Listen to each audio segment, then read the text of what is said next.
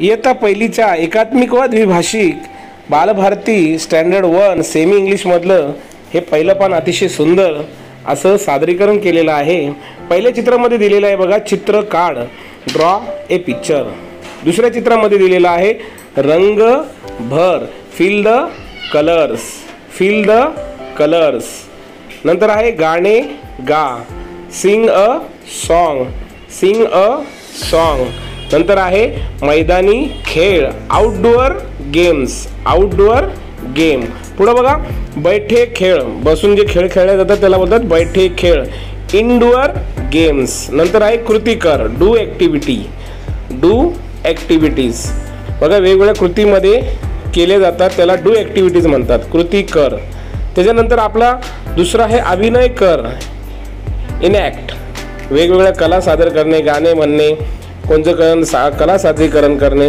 त्याच्यानंतर आहे निरीक्षण कर, ऑब्झर्व, निरीक्षण कर, निरीक्षण करायला ऑब्झर्व असं म्हटलं जातं।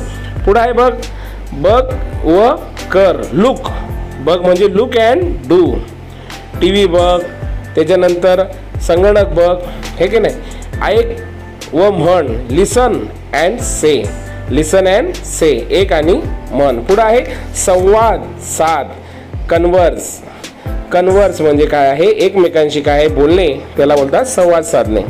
पुढे बघा डिस्कस, चर्चा करणे, एकमेकांशी आपण ज्या पद्धतीने मित्रमंडळी घरातील व्यक्ती चर्चा करतो त्याला बोलतात डिस्कस।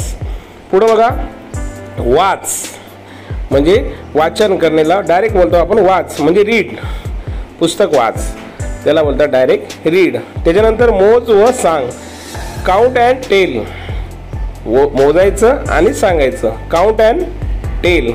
त्याच्यानंतर आहे राईट, लिही, लिहिण्याला काय बोलतात राईट, लिही। त्याच्यानंतर आहे वर्गीकरण कर, क्लासिफाय, क्लासिफाय म्हणजे काय आहे वर्गीकरण करणे।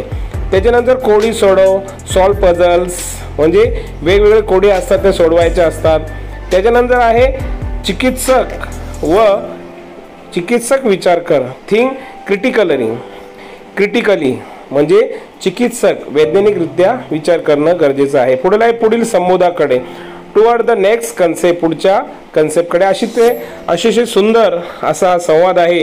ह्या जे ॲक्टिव्हिटीज आहे या सतत आपल्या या अभ्यासक्रमामध्ये येत असतात, म्हणून प्रथम ह्या ॲक्टिव्हिटीज जर आपण मुलांकडून काढून घेतल्या तर मुलांना सहजरित्या कळेल। पहिलीच्या नवीन अभ्यासक्रमातील एकात्मिक व द्विभाषिक संपूर्ण अभ्यास हा या चॅनलमध्ये मिळणार आहे, तर सर्वांनी चॅनल सबस्क्राईब करून ठेवा आणि पहिलीतल्या आपल्या विद्यार्थी पालकांना शिक्षकांना शेअर करा। जय हिंद, वंदे मातरम।